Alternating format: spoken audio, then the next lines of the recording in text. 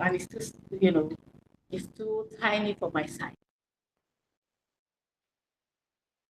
All right. So I would like the admin to please follow me so that I won't have to say move to the next slide, move to the next slide. Please try to follow me so that you know when to move to the next slide. So today we're going to be talking about financial literacy. And let me tell you a little bit about myself. That's the next slide. And that's the reason why I love doing this. So when I've been in the banking sector for 17 years, and during the time when I was in the bank, I see a lot of mistakes people make about their finances. A lot of people, I've seen a lot of customers. I worked in HR, I worked in marketing, I worked in loan, I worked in different departments in the banking sector. And so I've met a lot of people. I've seen a lot of mistakes people make because mostly I deal with entrepreneurs and small businesses. A lot of people will be rich this year. By next year, they are broke. Some people will start business with a lot of, capital, and in the next 2 years, you will see that they are coming back for loan. When they didn't even start the business with loan, a lot of issues, a lot of things people get wrong when it comes to financial management. I remember a particular customer who came to access a loan, and I said, okay, I asked about the business, what the loan is for, and all of that. And he said that he told me about the business. I don't want to disclose. I analyzed everything. I said, you want to actually scale your business. This is not the right time to get a bank loan, but he refused. At the end of the day, he went to another bank, he got the loan, and guess what? That was what run the business down. So another thing that I've seen is that people that are not disciplined when it comes to their personal financial management may not be disciplined if they are starting their business on their own without professional support.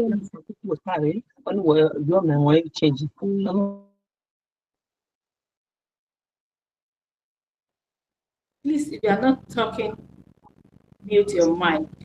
And remember that this is being streamed so that there won't be distraction. All right. So a lot of people don't manage their personal finance well, and so it affects their business finance. So, and that's why you need to learn about the basic things you need to do first as an entrepreneur yourself.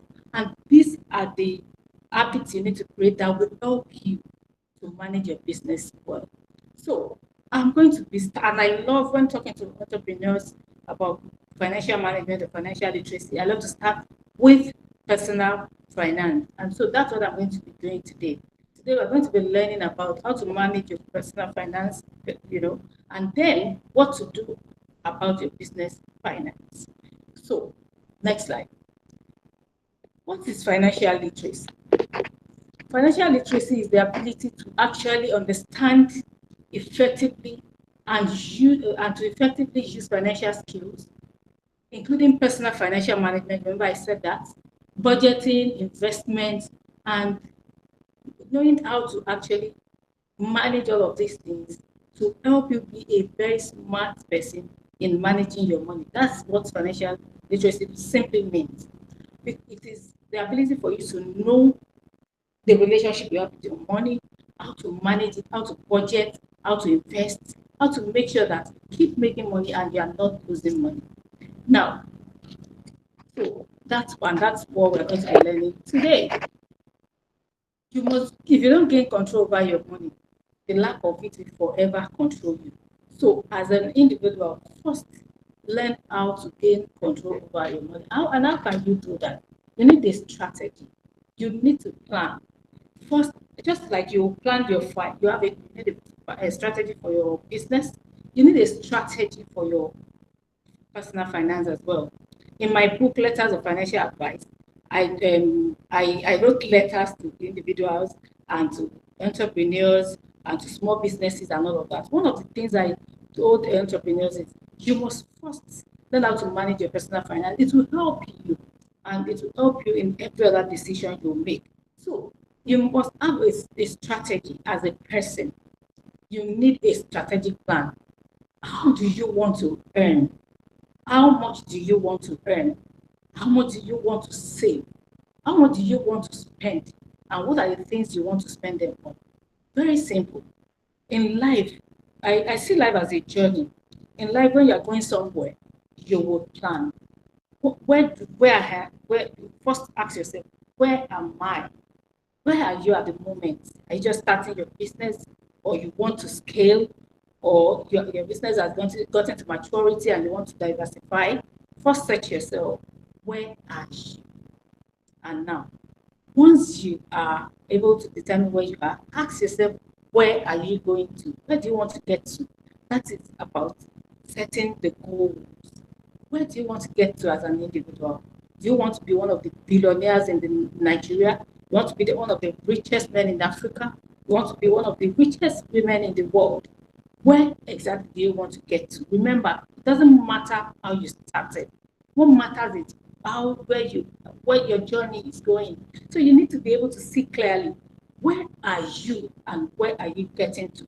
So once you set your personal financial management plan and strategy, and you know where you want to get to, it will help you in your business. It will help you to do what you need to do as an entrepreneur to be able to get to where you want to get to and make your business, get your business to where you want it to get to. Okay, so ask yourself, okay, so last year I earned, I made a profit of maybe 200 million, 500 million. This is me thinking big now. Or you made a profit of 1 million or 20 million last year. This year, you shouldn't be making the same profit.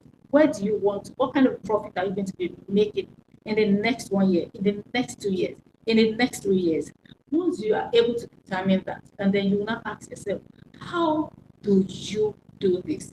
How are you going to get this? How do you want to earn? What are the things you want to add? What are the strategies you need to include? What are the skills you need to learn? How can you develop yourself to be a person of value? I always tell people that you are your most valuable asset. If you can develop you can actually earn more. Why do you think CEOs are being paid billions of dollars, and um, what's it called? An officer, maybe a first level officer, is being paid just thousands of dollars? Or why do you think that the manager is being paying thousands of naira and an office assistant is being paid in just 6 figures?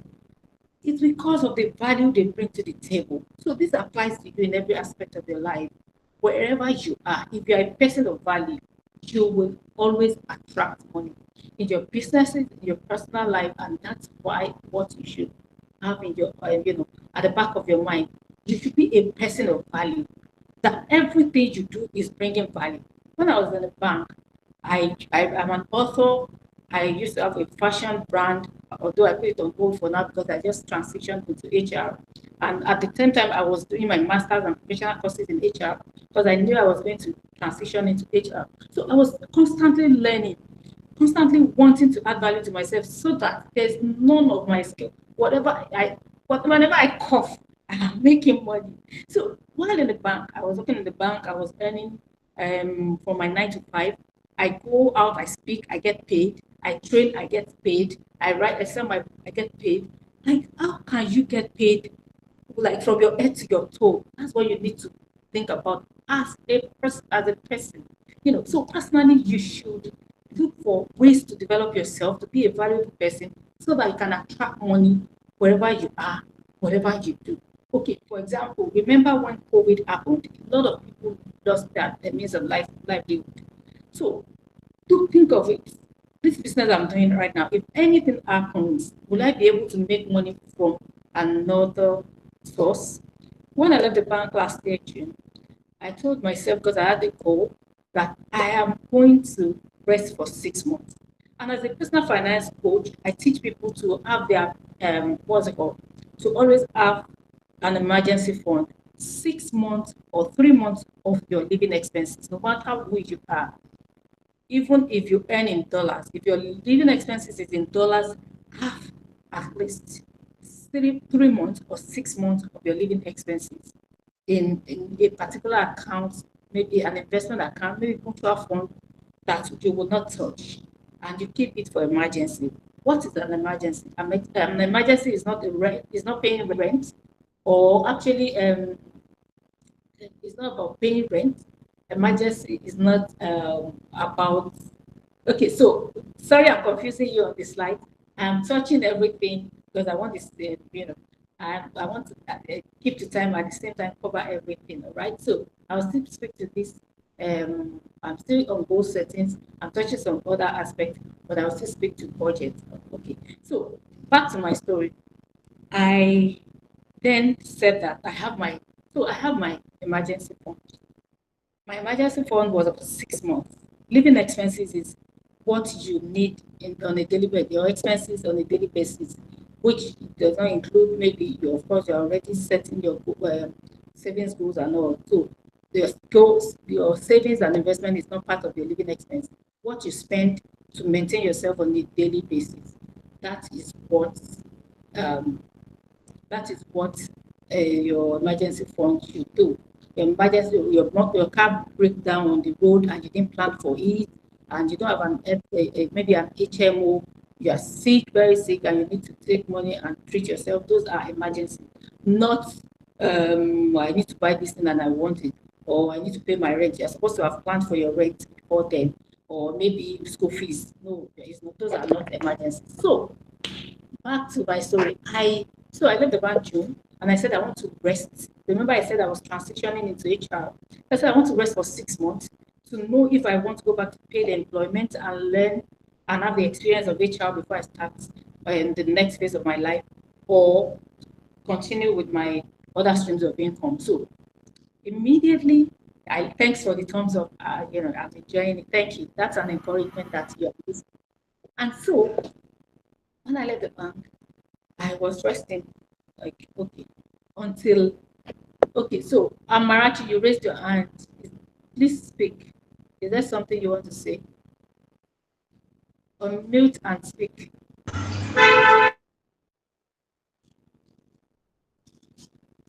Okay, so I guess you don't want to say anything. All right, back to my story. I, so I told myself that my 6 month emergency fund savings would be okay till I decide what the next thing I want to do. And all. Guess what? At the end of the day, that was when dollar kept rising.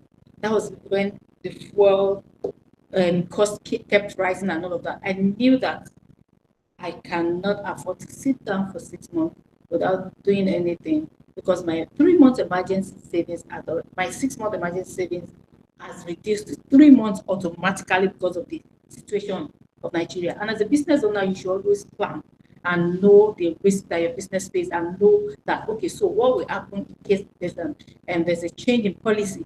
That's just by the way. So now, I told myself, oh, so now I need to actively start searching. At the same time, actively, I'm not supposed to rest now. This is when I have to put myself out more, talk about my speaking engagement, talk about what I sell, push my market out there, all of my products so that people can buy and I can. That was what I did. So I sat up, I started aggressively making money. And guess what? Why am I telling you this story? I was still, enjoying my life, doing what I love to do and resting. But people kept calling me for trainings, for speaking. I remember someone that called me for a coaching. Somebody connected someone to me that the person needs. I need to coach the person, and I met with the person. We discussed the coaching, and I told her my bill, and she said, "Okay, although I will not be able to start now, I'll start in December, but I'll pay half, and I'll pay half later, and all of that." And guess what? The person paid. And up to now, we've not had that coaching section. But I needed the money at the time. And because I had the skill, I was able to earn. And and it gave me enough time to even to coach more, to train more, and to teach more, such that I can get enough money.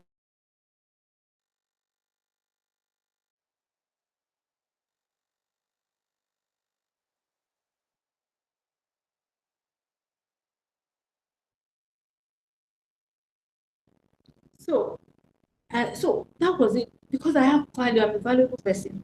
People just, I get paid. So the first thing I would like to say as a business owner is you have streams of income. Plan to, make sure that when one is being, make sure you're making money. The summary of the matter is as a person, make sure you're making money. You know why? Because when I teach people to save and invest, they say there's no money. That's why you can't save and invest. And that's why I love to say this, upfront before I started telling you to save and invest and budget.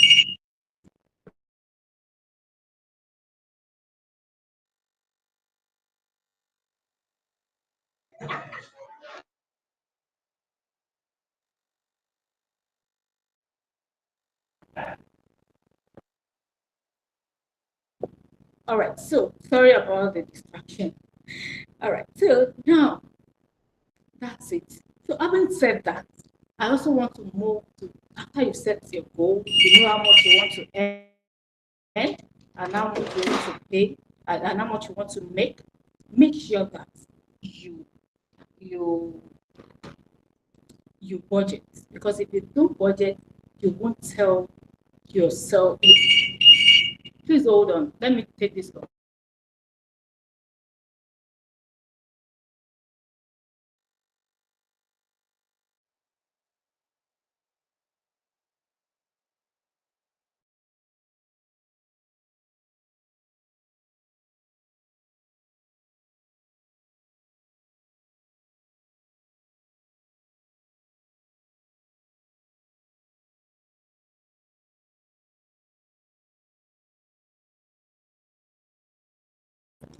Sorry about that. A lot of things need my attention. Sorry for the distraction.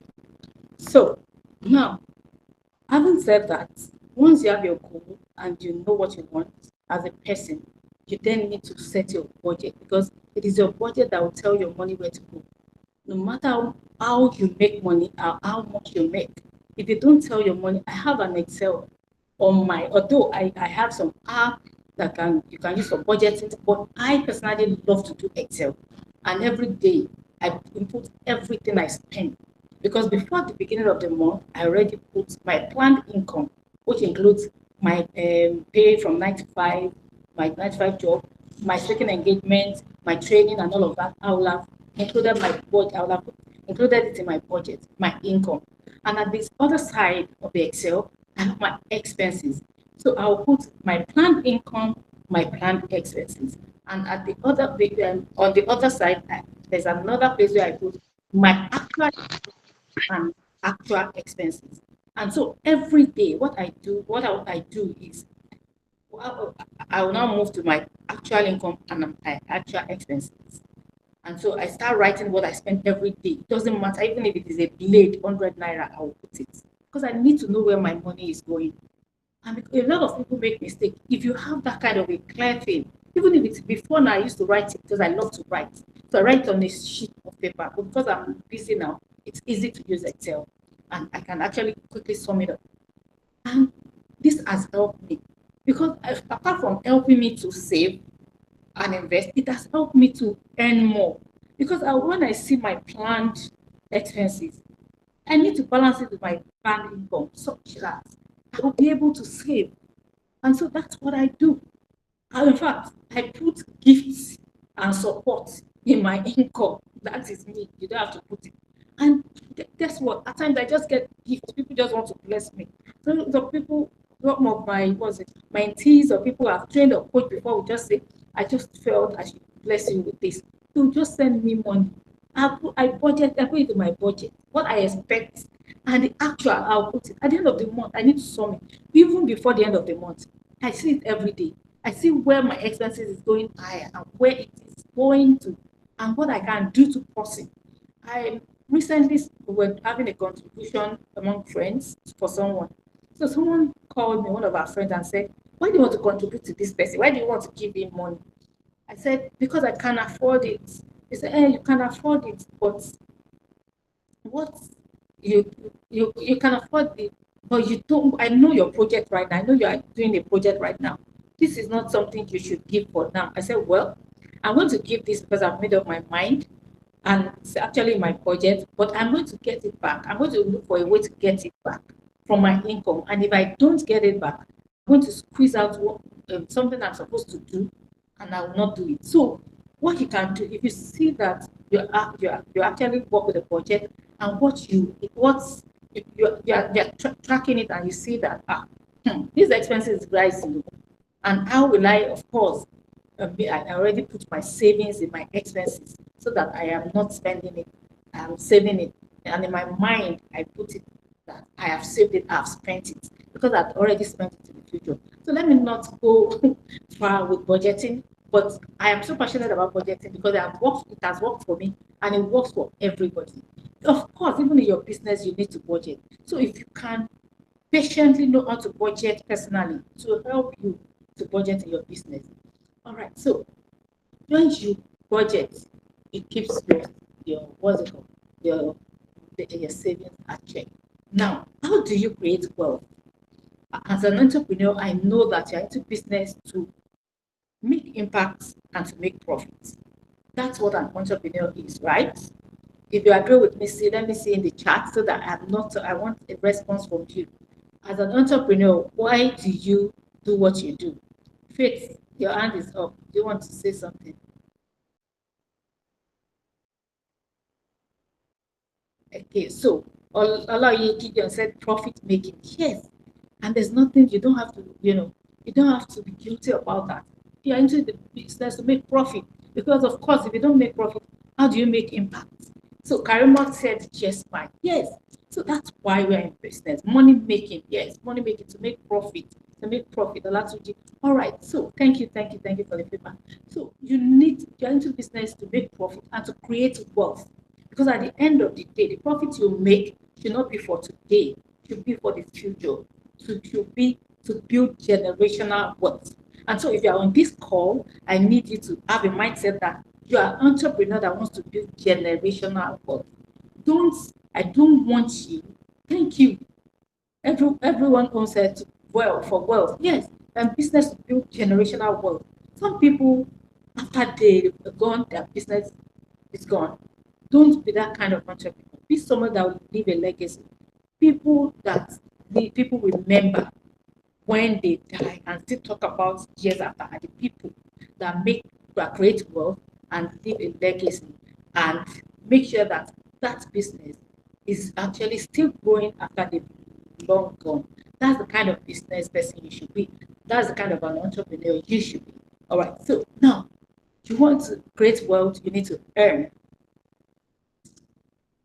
You ought to know how to earn. And how can you earn? You need to sell. I was somewhere earlier this week, at the weekend, talking to people about it was a training section. I was training trainers, and I told them that whatever you do, you are actually selling. If you stand up to speak, you're selling. If you are walking on the street, you are selling. If you open your mouth, you're selling. So, as an entrepreneur, you must learn how to sell. That's how to earn. Market yourself anywhere you are. On this call, I've mentioned about my book, Letters of Financial Advice. I've told you that I'm a speaker, I'm a coach, all of that. I have sold myself. So, at every opportunity, sell yourself. That's how to earn. And when you've earned, you've made this money, save. I cannot say this enough. You need to save.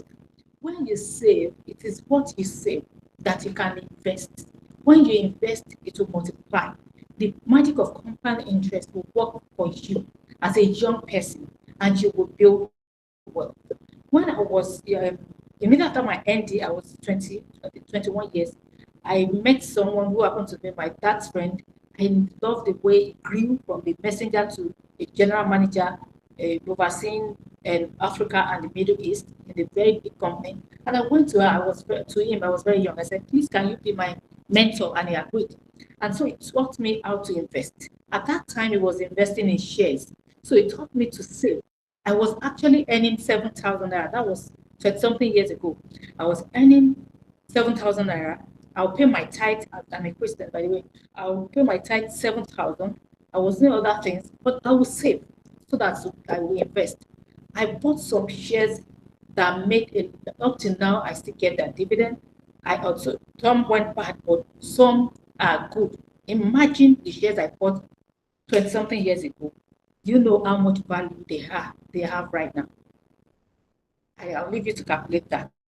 So, and I just told you that I was earning just 7K. So imagine how much was I saving and how much, yes, imagine how much I was saving at that time and how much I was investing.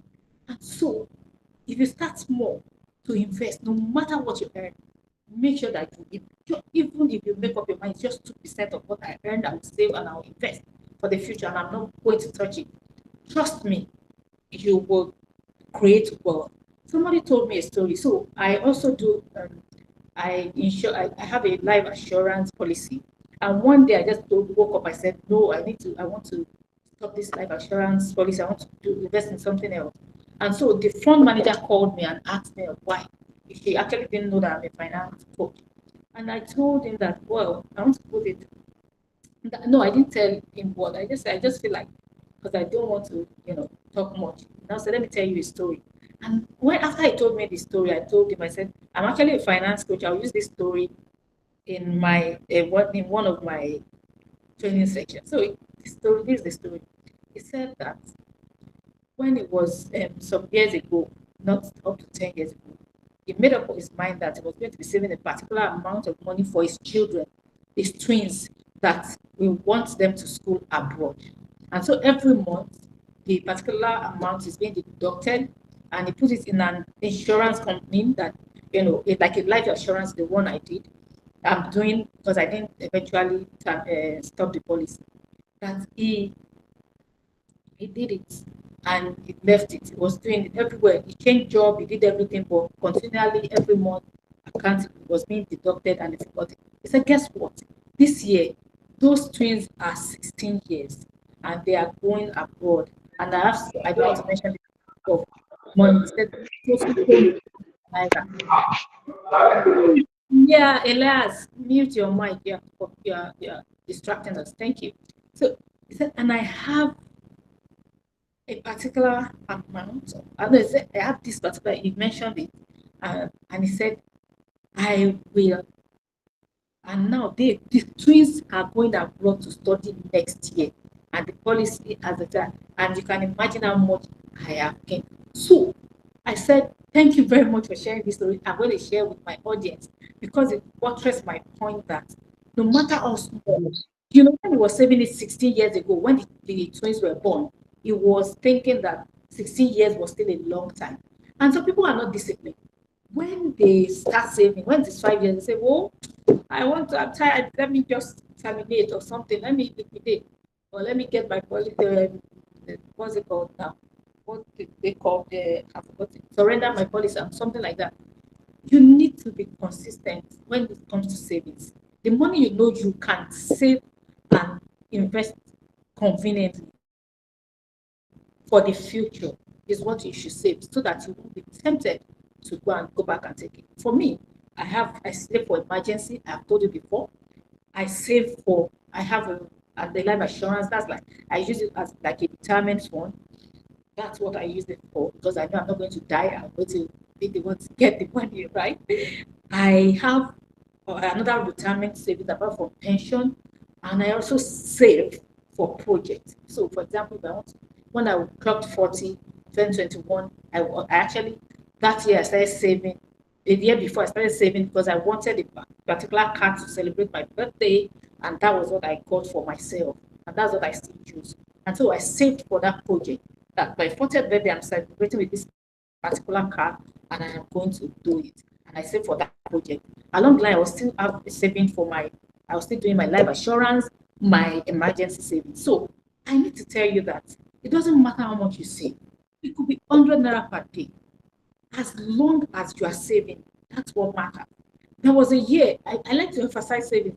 I'm looking at the time, I know I'm going to cover, but don't worry. This slide, you can please share with them, and if they've got them, will be shared too, it will be nice, all right? So when I was, there was a particular year, I think 2022, I told myself that I want to start saving from my business proceeds. I want to start saving 1,000 naira per day. And because at the end of that year, there's one thing I want to do for my business. So I was saving to put it back to my business. So I said, I want to do this, I want to launch this. I actually wanted to launch my academy, and I don't want to take a chunk from my own savings. I said I'm going to save towards it. So every day I set up an app that will deduct money 10 p.m. every night from my account to that savings and investment. It's an investment account because I don't save in savings account. I save in an investment account. Something I know that I need, I will need. I will save in an investment account that I can terminate in 24 hours or 48 hours. All right. So that was what I did. Every night, money is being debited from my account and it goes to that account. Guess what? And I asked myself, this is my savings goal. I need my I need my income goal. I cannot save. I don't want to save for my 9 to 5. I want to save for my business. So I know that because so that I can teach people that you can actually save for your business. So after setting the savings goal, I went ahead to set my income goal. So I told myself I must make at least 1,000 naira profit per day so that I can save 1,000 naira per day. And that was what I did. So as I was working in the bank, I'll close by 5:30 or 6 or by 7. Once I close and I entered my car, my marketing starts. You are seeing on my status, on my Facebook, on my Instagram, everywhere, I'm posting what I do. At that time, I was into one network marketing. I would reach out to my clients or someone that has bought for me before, or someone that has asked about my business or what I have, and somebody I've discussed with. So aggressively, I'm marketing till night because I need to make 1,000 naira profit at least so that I can save. If you do, I like, and immediately say, Ozu. Yes, Ozu.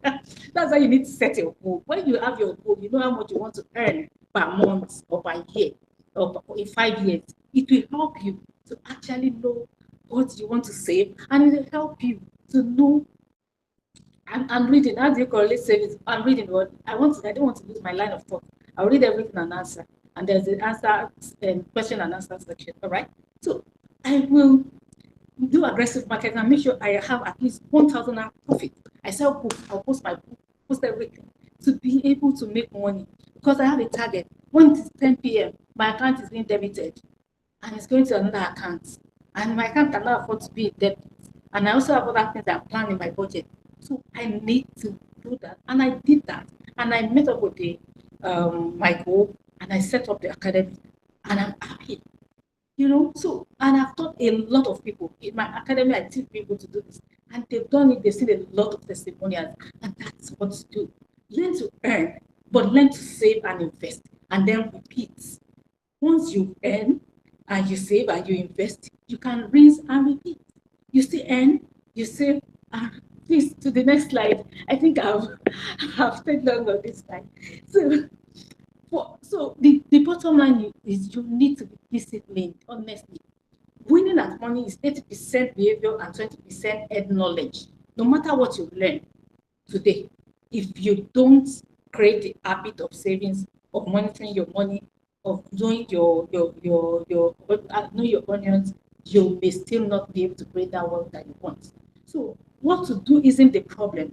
Doing it is the problem most of the time. We know everything we have to do. Some people know that you know that if you, for example, if you have an allergy and you know that if you eat this particular thing, you will okay, let me give an example. Recently I started reacting to shell food, anything that has shell food. And I love seafood.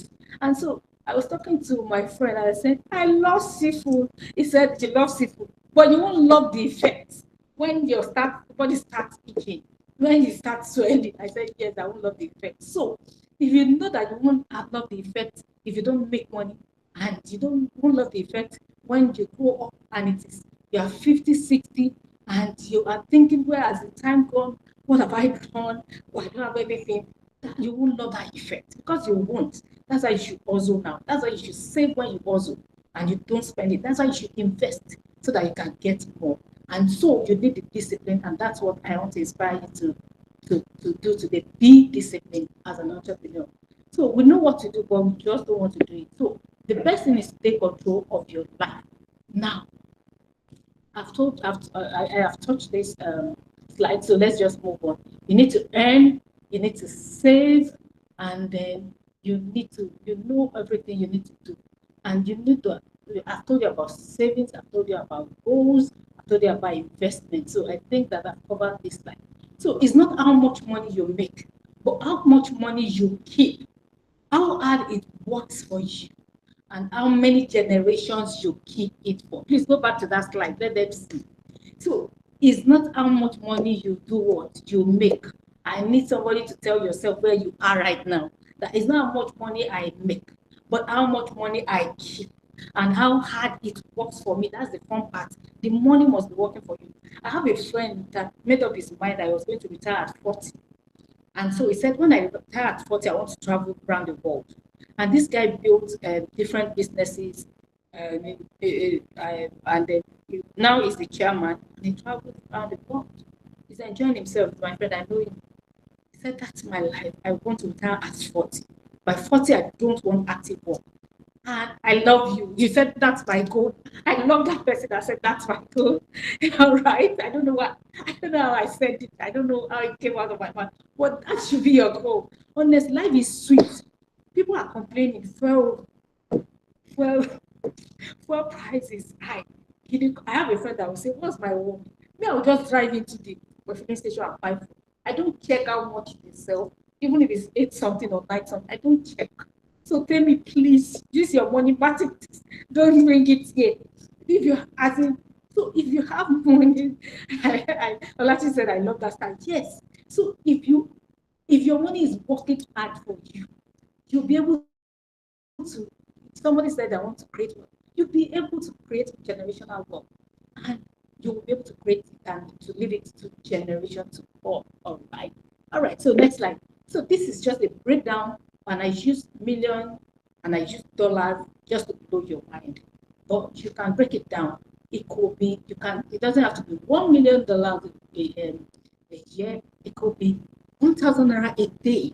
It can be 100,000 per month. It can be 1 million per year. Just multiply it and see how much you'll get at the end of the day. That's the power of compound interest. So to wrap up this personal finance section, and we have a few minutes to go, I would I'll still get to the other section.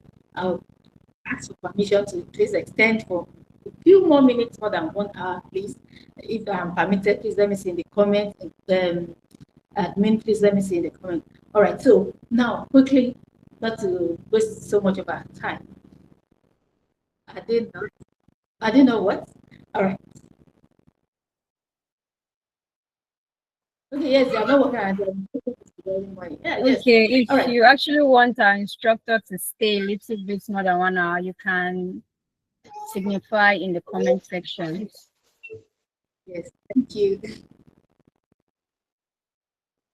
Please signify in the comments if you want me to continue, just a little more than an hour. Okay, yes, I've seen it. Okay, thank you. So in wrapping up this section, I'll say your mindset matters. You need to, next slide, you need to work on your mindset. Some people are limited because of their mindset. They have poverty mindset. If you believe that you can, remember I said in my budget, I include gifts and support because I expect that people should bless me.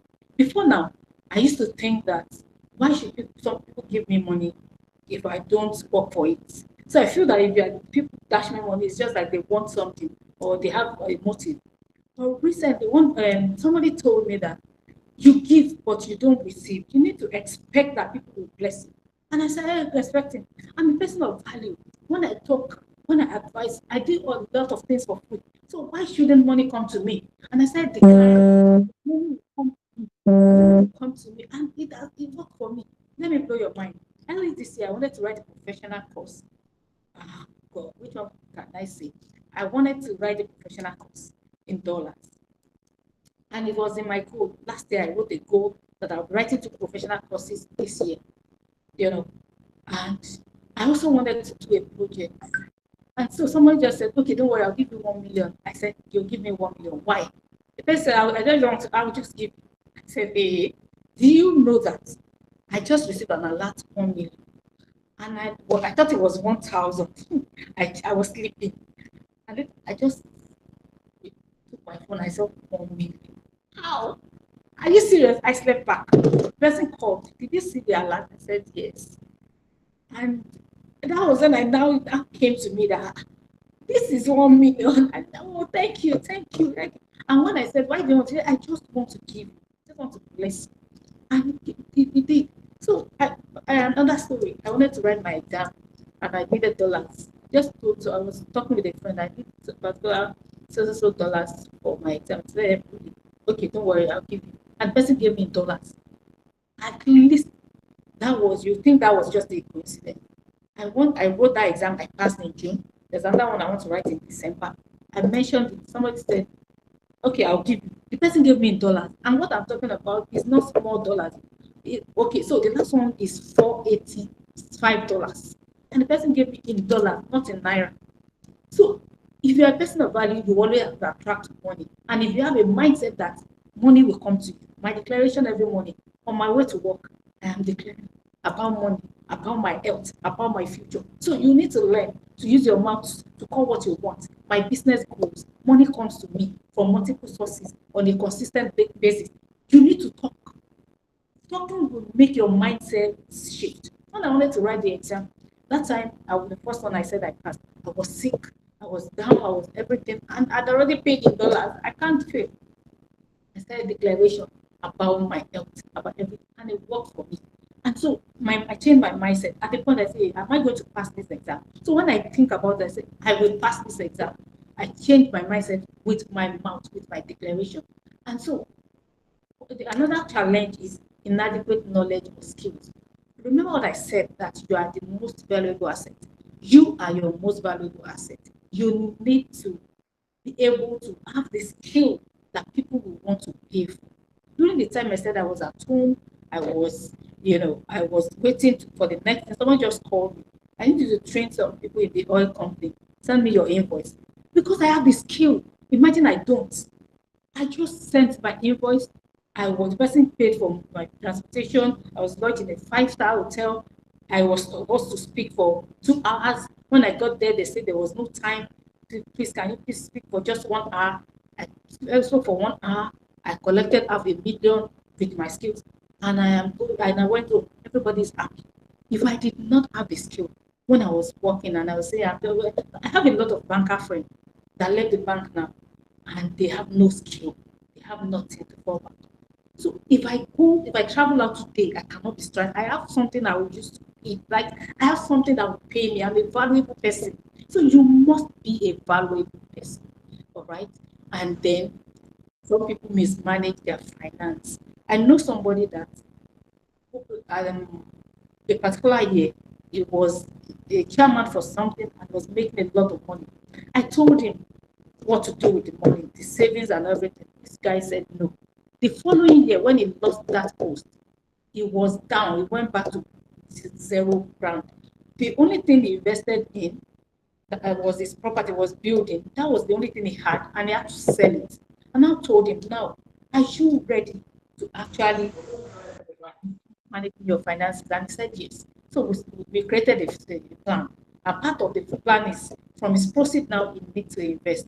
And one day he said, that my investment, tell me I need it. I said, what do you need it for? He said, I want to. I said, no, you can't have it. You save this money, it means that you have spent it. You are not going to have access to it because you mismanaged what you had last year. That's why we are here. He's my friend, so I can talk to him like that. So I said, no, I'm not going to allow you to do this. Guess what? Now his business is booming back because he was disciplined and he stopped mismanaging money and he's okay and back on his feet. So this is where I close this chapter of personal finance and we'll move on to financial literacy for entrepreneurs. All right. So now, as an entrepreneur, what do you need to do? You need to understand your income. You need to understand your financial statements. And the basic one I'm going to tell you about today is income, profit, balance sheet, and cash flow. So now, let's talk about income. A lot of people make mistake when the money comes to them in their business. They assume in their mind that the income is the profit. Don't ever make that mistake of mixing your income with your profit. Your income is not your profit.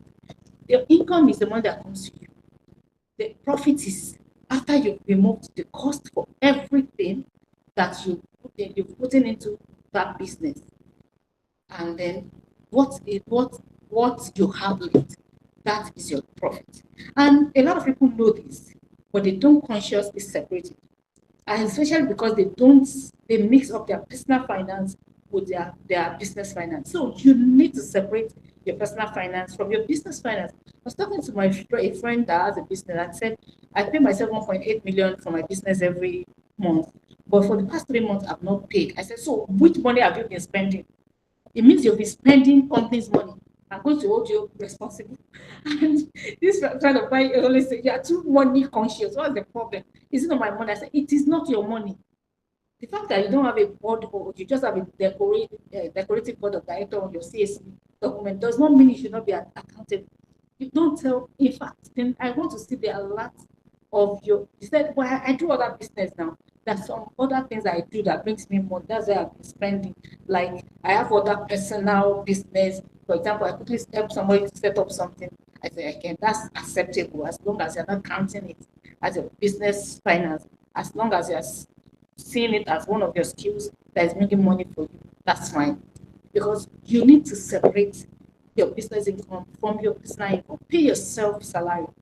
Tell yourself, this is how much I'm going to pay. So it is from what you pay yourself that you would save for your personal, for personally as your personal finance.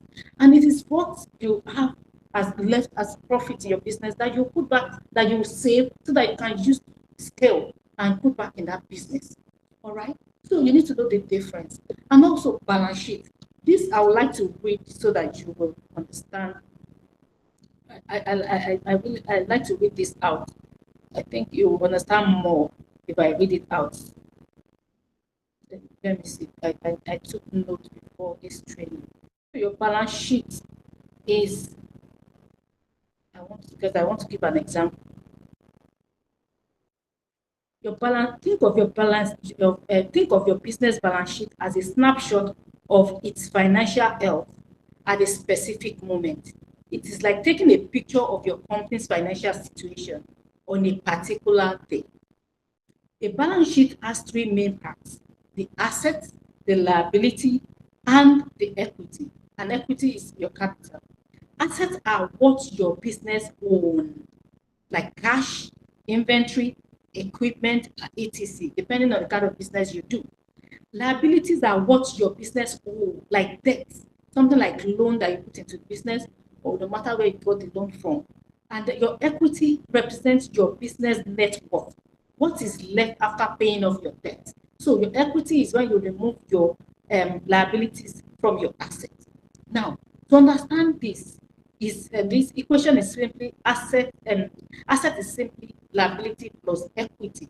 So think about it like this: you have an asset, what you owe, that's a liability. You have an asset, what you own, that's what you own, and a liability, what you owe, and your equity is what you are worth.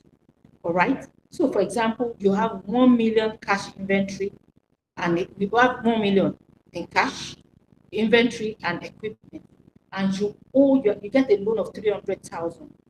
Your equity is 700,000. That is your business net worth. That's what you're worth. So, if your asset is 1 million, and you have a liability, you took a loan of 300,000, your equity is simply 700,000. This means that your business has 1 million in assets, because, and then you owe 300 in liability. And so it's just, you are simply worth 700,000.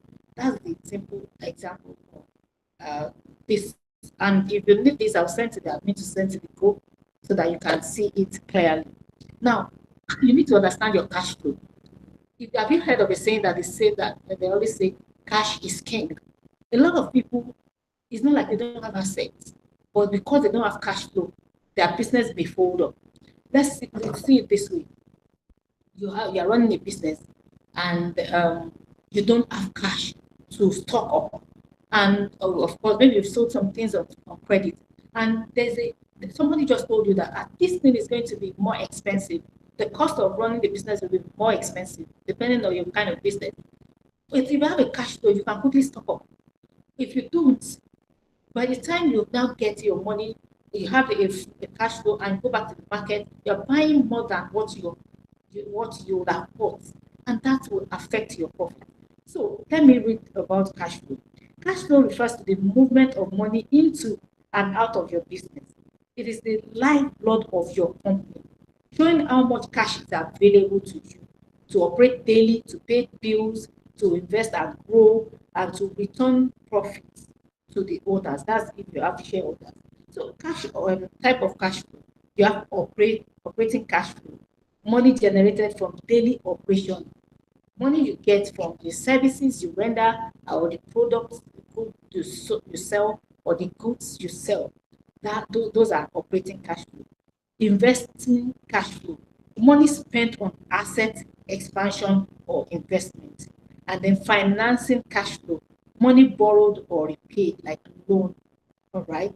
So how do you understand this cash flow? Imagine water flowing through a pipe. That's what cash flow looks like. So water flowing into the pipe, that is income from sales and loan. Cash outflow, water flowing out of the pipe, that is expenses and debts repayment.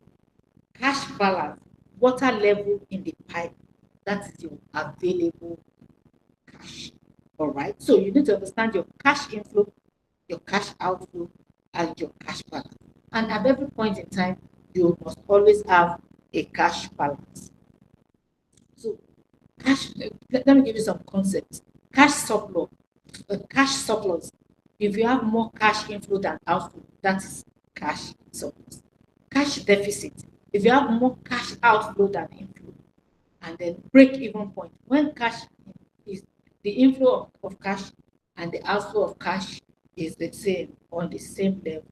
So, for example, you have 100% sales, that is cash inflow, and you spend 80,000 naira, you have 100,000 naira sales, you sell something at 100,000, and the expenses is the expenses of running the business is 80,000. Your cash balance will be 20,000, right? All right. So that's the concept of cash flow. So your cash flow matters because it predicts your financial stability, and you need to be able to. You have to be mindful of it. You have to take note of it. You need, as an individual, as an entrepreneur, you need to take note of it. You need to monitor your cash flow regularly.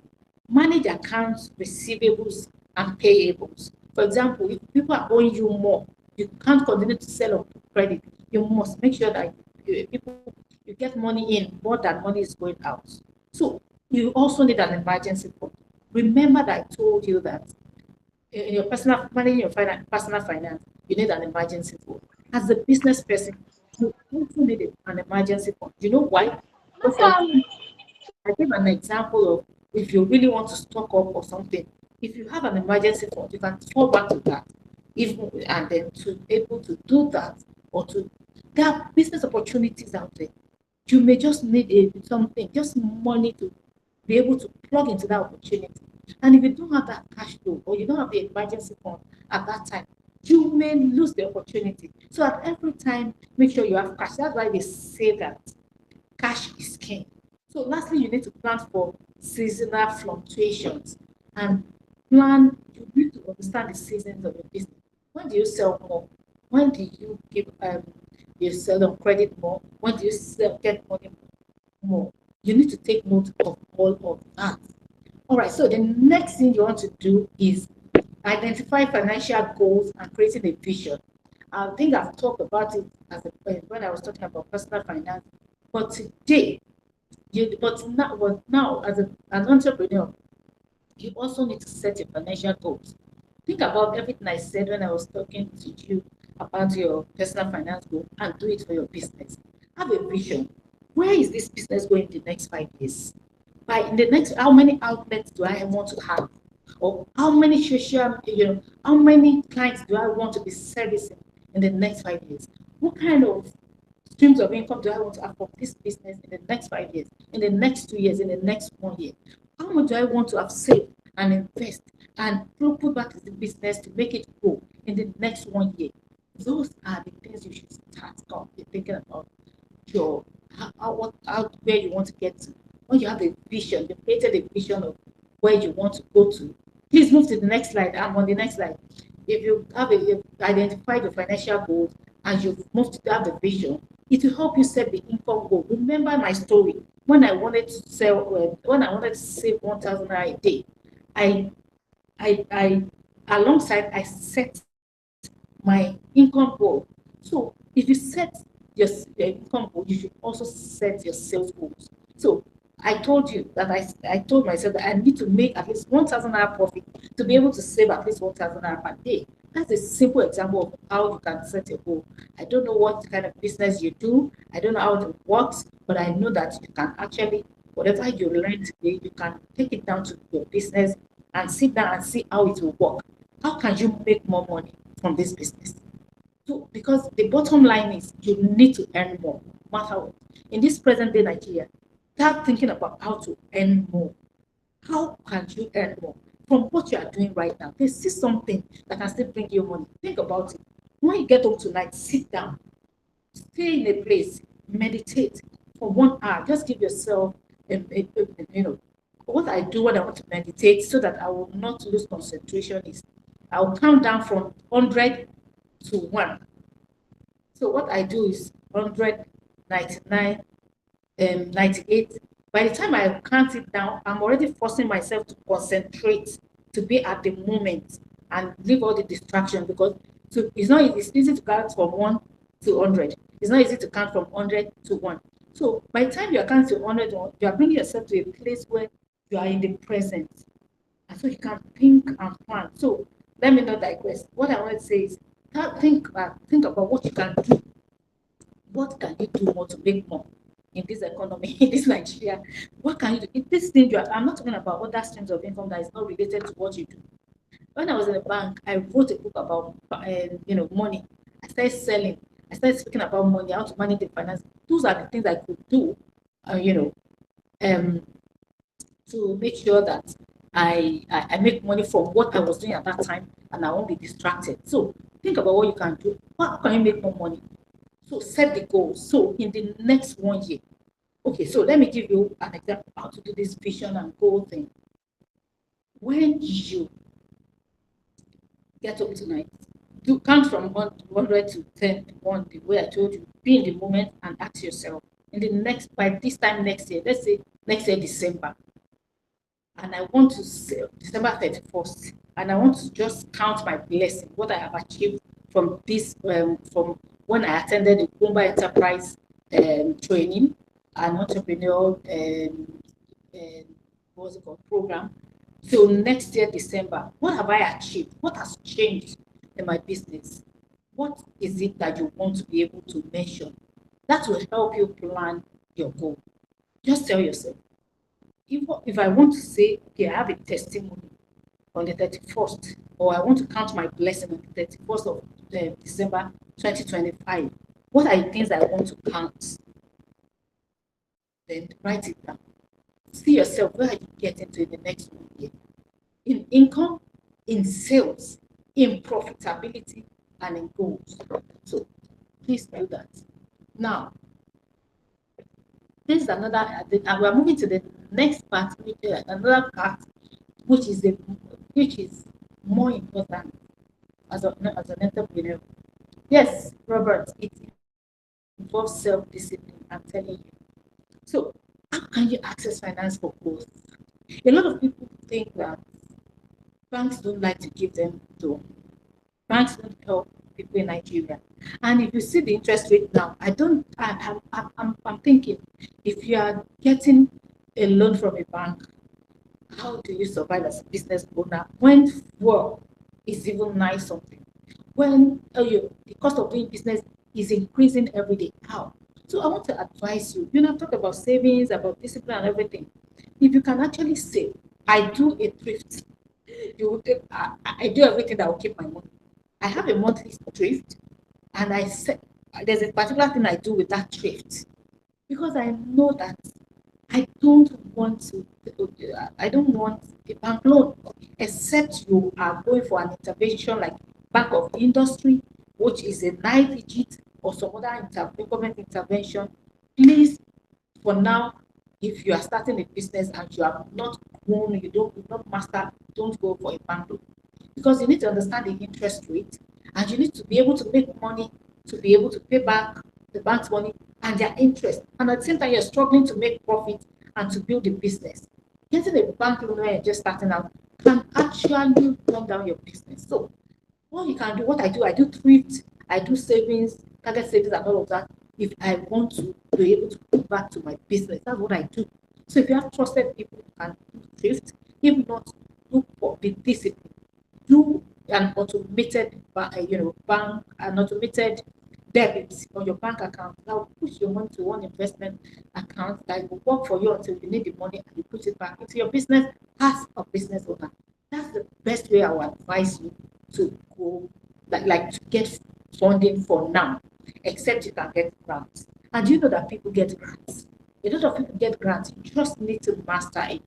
Recently, I sat in two different training for grants, and I see that it does not even take much. Like, it's easy if you can just concentrate and you can sit down and build and plan and get all the necessary documents. There are lots of places you can get grants, depending on the kind of business you do. And there are grants for a lot of things you can get. So try to start researching. This is not a grant class. And of course, I paid for those training sections. I'm not going to give you a week. That's just in the light of time will not permit us. So research about grants. You can get grants. You can get people to invest in your business, but they have to be trusted people, and you need to be able to sign an agreement. Make sure you get a lawyer involved. All right. So quickly, let's move to the last part of this section, which is other things you need to do. A lot of people ignore some things when it comes to doing business in Nigeria. If you know now that um, you have to, if you register your business, you have a registered business, you should, and you have a registered business and you've not filed your annual returns, CSC said that you won't have access to your business name. So you need to pay up to date. So you need to understand those things. If you register your business, you have to pay annual returns. You also need to pay tax. You have to be compliant as a business owner, especially if you are planning to grow and scale. And want to do business, you want to get contract, you really need to ensure that you are compliant when when to filing your annual returns and all that. And you also need to understand risk management. That is risk involved in doing your business. Do you know? Have you ever thought about? Because all of these things can make your business go down if you are not. You have your hand raised.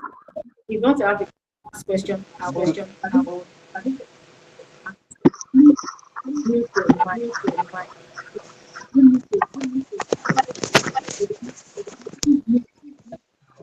thank you. So you need to understand the risk of your business. And lastly, you need to plan for your retirement.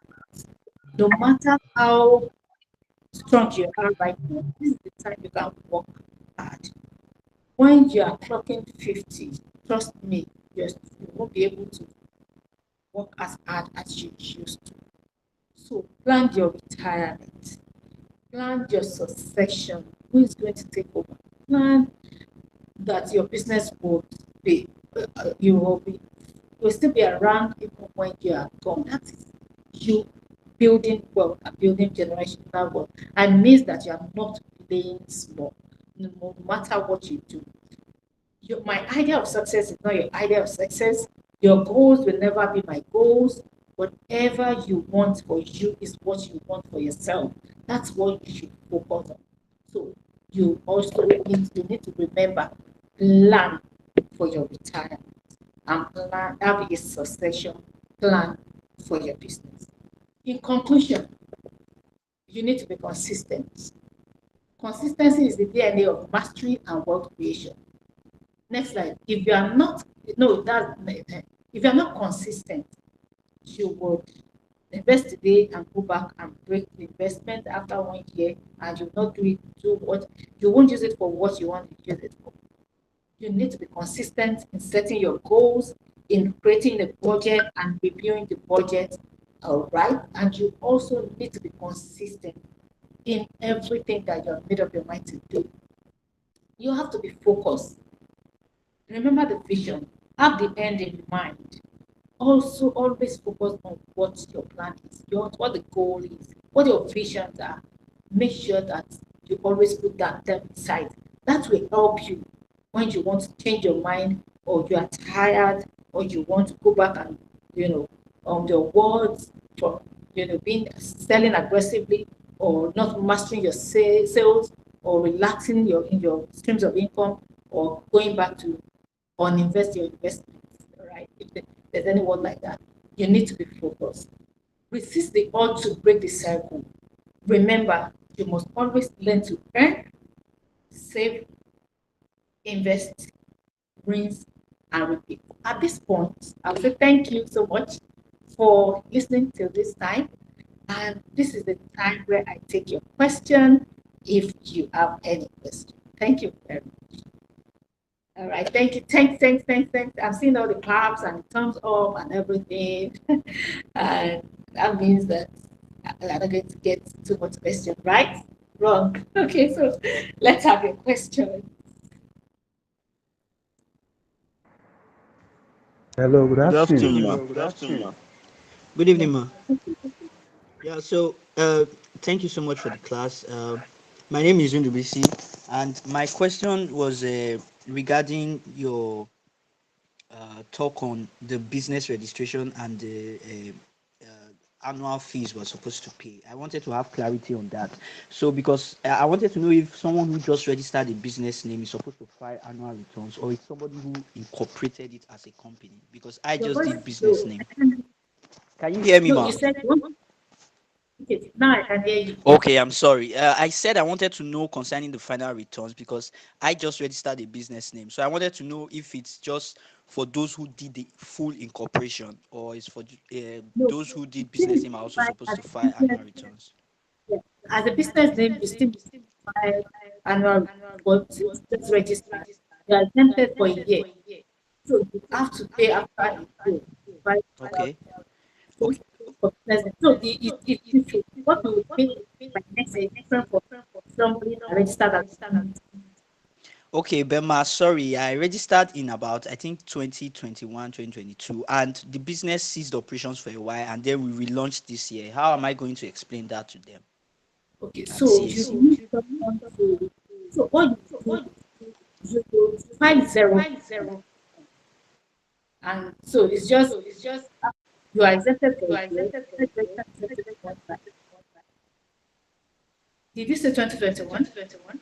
Yes, 2021. Yes, ma'am. So you file for 2022, but you file zero, but you are going to be penalized for life. I don't want to tell you, but you are going to pay a penalty because you not pay, and then you file. But I want to advise you to actually start filing. You can tap into the ask their for their number. That will Ma, the signal is very bad. I didn't hear most of your okay. I said answers. I don't want to say much of this thing because we are streaming live.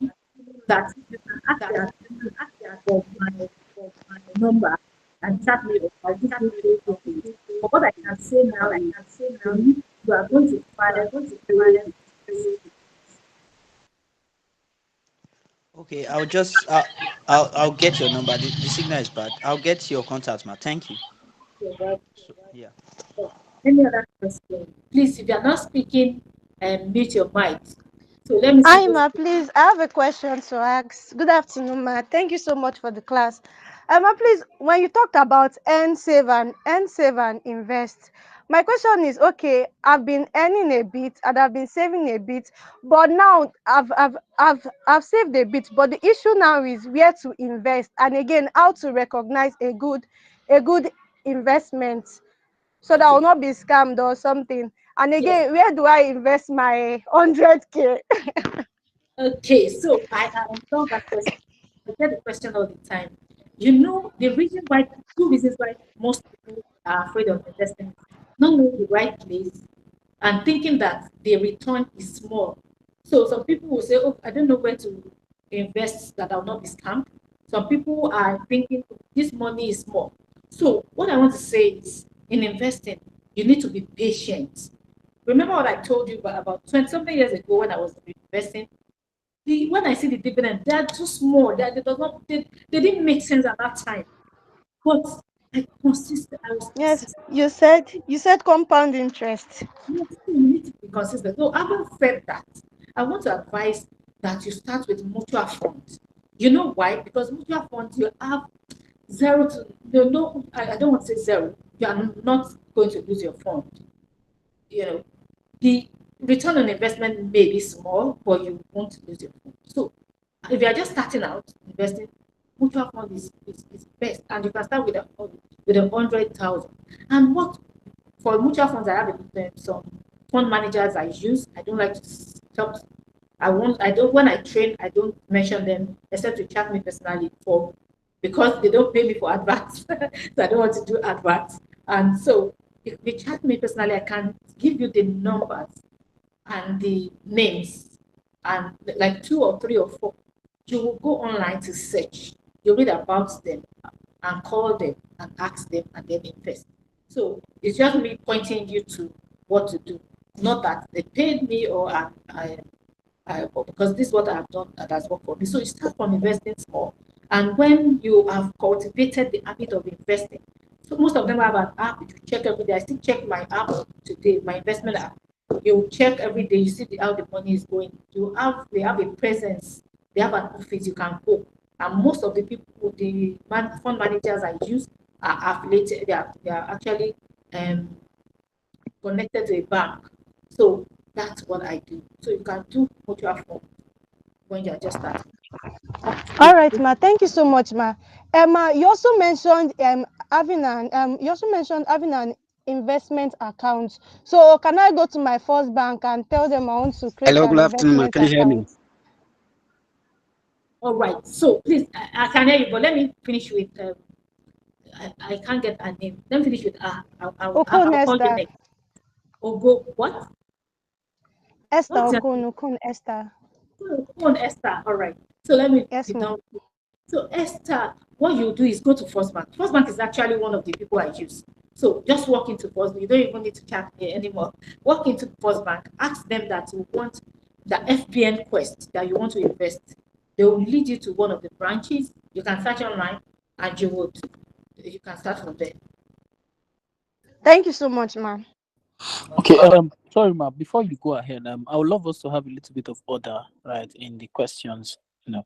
So, I'm going to just call from the list, based on those who raised their hands first. So we have GMG Godon. So GMG Godon, go ahead and ask a question.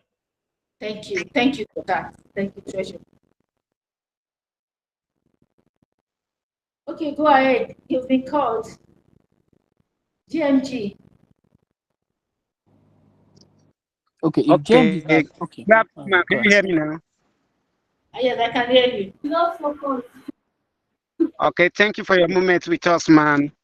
I just want to ask this very question. As a startup, for instance, now I want to start up a business that is into wholesale and distributor of food stuff. And I just want to know if it is advisable to welcome a loan because the business I never can say about it's a startup business. So is it advisable to welcome a loan?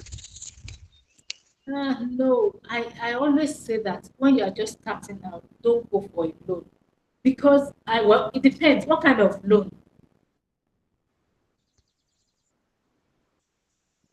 Is it a bank loan or microfinance bank loan or what kind of loan? Okay, let me say either from bank or individual. Okay, so you know the difference between a bank loan and individual loan. A bank will want to see some you if you are just starting out and you want a bank loan, you will first have to show them your track record, what you have done before, how you make money from the business, and how you'll be able to pay them back. They'll ask you for a whole lot of things. And so because of that, it's not advisable. Please hold.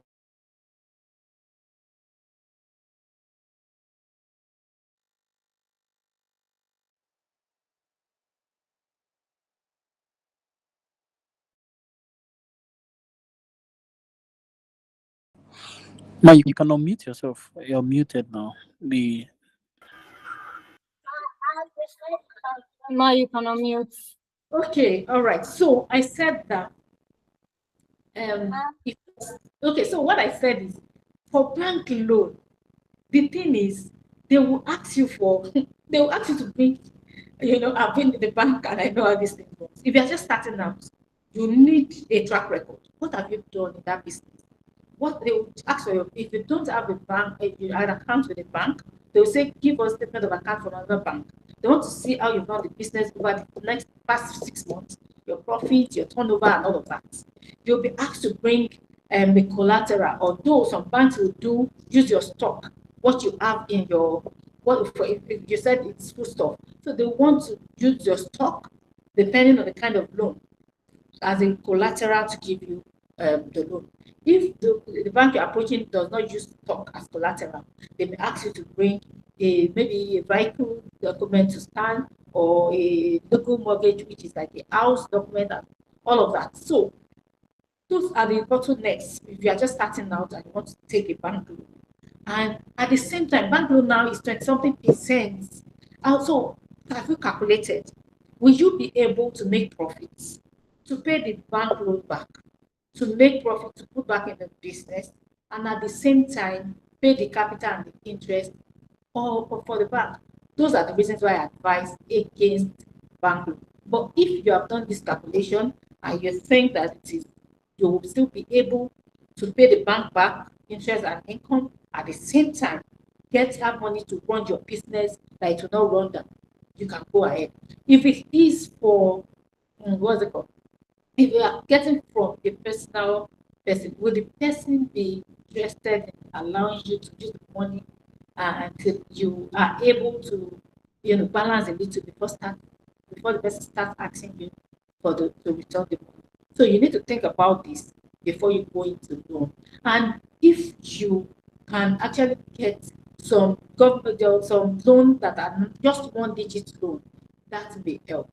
All right. So it depends on the documentation, the requirements, and your ability to pay back the loan, the interest, and still be able to run your business. That matters. Those are the things you need to check if you want to get a loan started.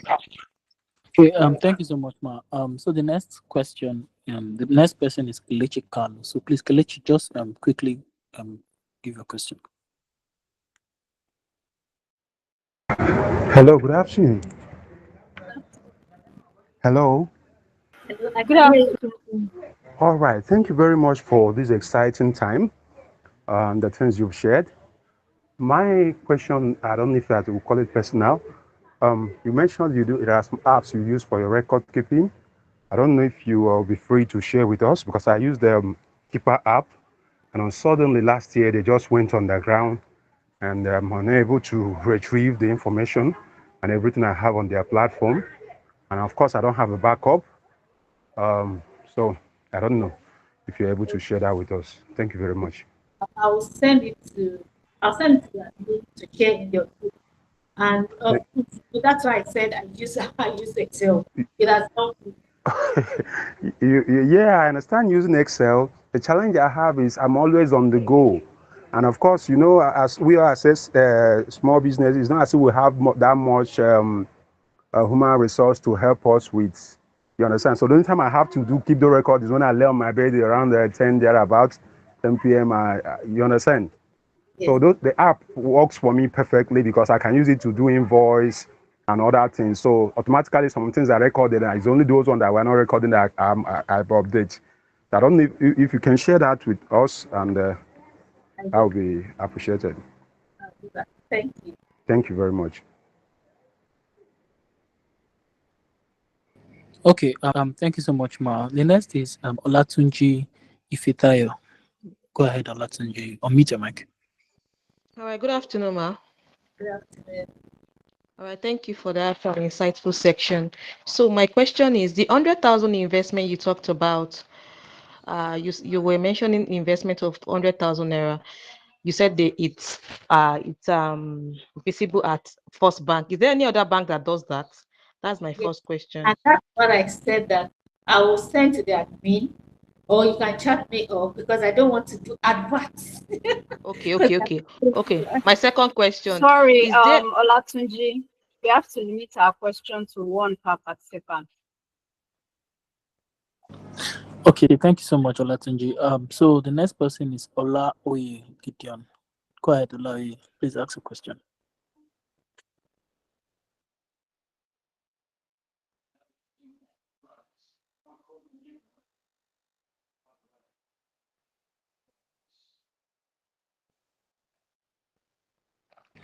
Ola, are you here, please?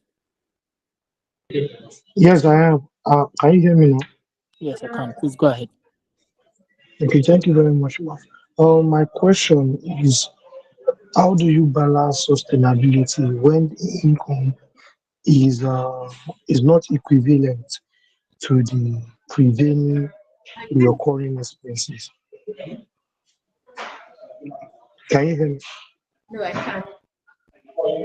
Okay, my question is that how do you maintain sustainability when a startup is pushing to scale up, which requires more investment, whereby the investments required for scaling up or maintenance of the business is higher than the profit available.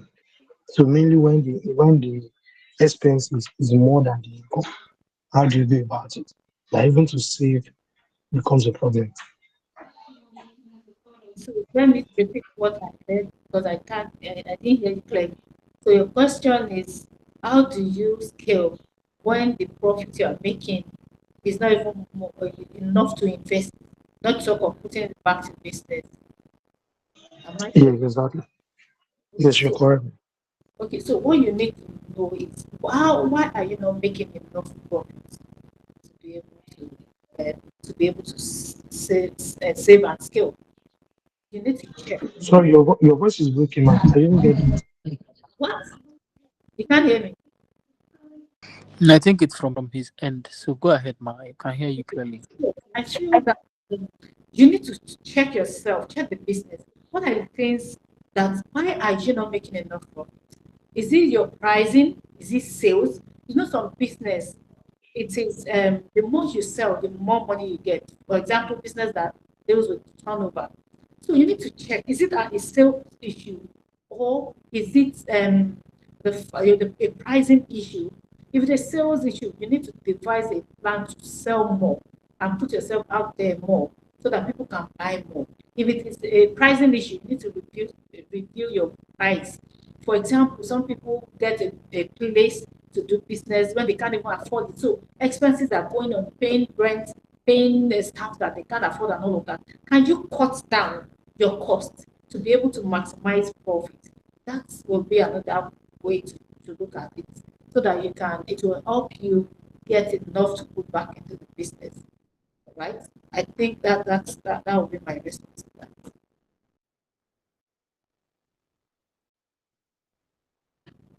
Okay, awesome. Thank you so much, Okay. Ma, for that answer. Okay, so the next is so we have quite a number of questions. So if you have if you there's a possibility that you may have answered your question while answering other people's questions. So please, if in case you're that person, you could just take your hands down. Okay, so the next is Mohammed Wasiu. Mohammed, go ahead.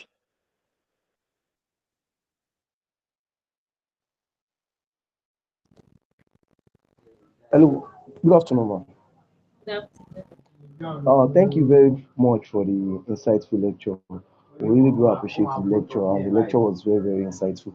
Now, my question wanted to relate to the previous question that the person had. For example, somebody that invested all his resources in one particular product. So how would such a person sustain himself continuously. For example, I have 100,000 naira. So the 100,000 naira I have, I invested everything, looking forward that the return, maybe if I start making profit, but unfortunately I could not make any profit within that stipulated time. So how would such a person go? Okay, can you mute now so that I can see? Noise. All right. Okay. So if you have invested all your money and you're expecting a return and you don't get any return, you need to search what is the issue. Why are you not getting any returns? Is it that the product or services is not real?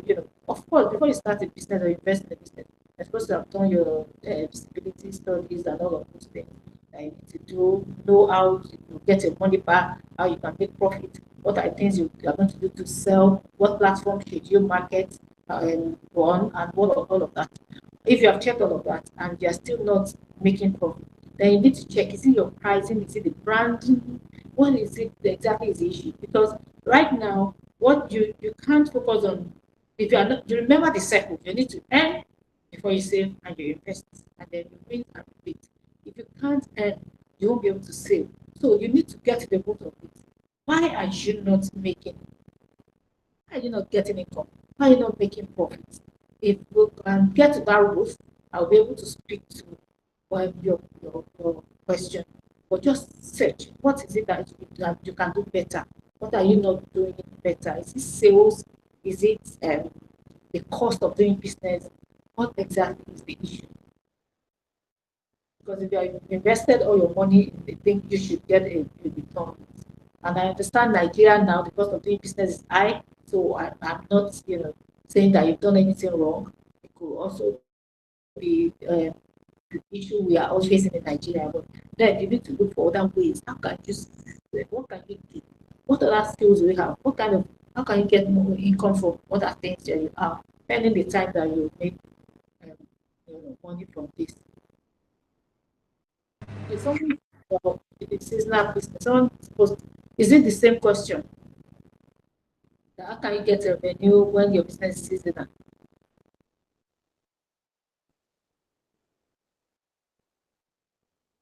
Moderator, over to you. All right, thank you so much, Ma. All right, so the next question is Blessing Edward. Please, you have just 2 minutes for this.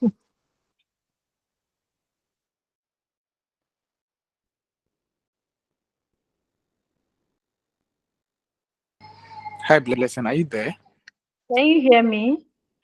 Yes, please go ahead. Good evening, Ma. Thank you so much for the session. I just have 2 questions. You spoke about mutual funds. I've heard of mutual funds. Mutual funds, like, where can we invest in the mutual funds? And what are mutual funds first? Where can we invest in them? Also, I'm having issues with my balance sheet. My balance sheet is not balanced. So I don't know, like, what you can advise that I do.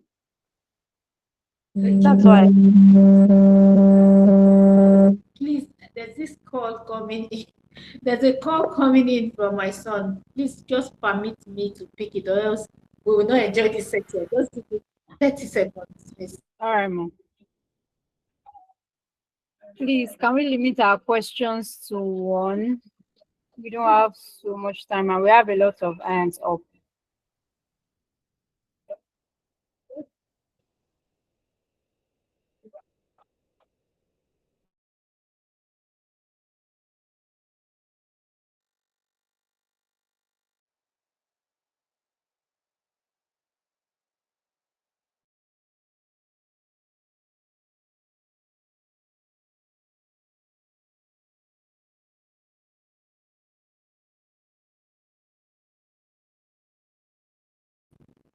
Okay, so let me go until it picks back. It's not picking yet, and I don't want to keep you waiting. So when it picks, I'll just quickly unmute and talk. So, one, the mutual funds. If you have any question on mutual funds, please, we want to find out on how to invest in mutual funds and all. Mutual fund is actually both